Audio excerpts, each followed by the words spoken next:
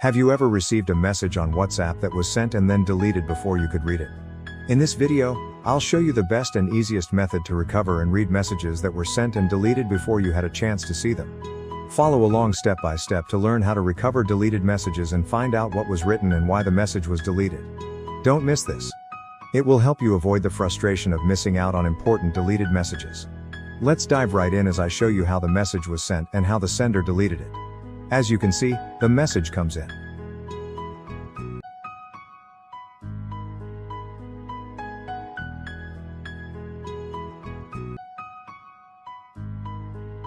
Don't forget to subscribe to our channel.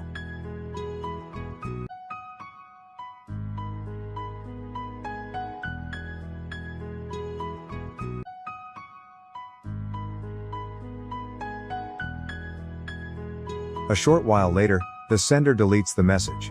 Now that the message is deleted, it's time to find out what was written. What message was sent and why was it deleted? This can raise curiosity about why the sender chose to delete it.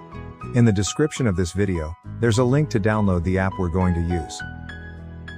Don't forget to join our Telegram channel because we post things there that we don't put on YouTube. Then you can download it.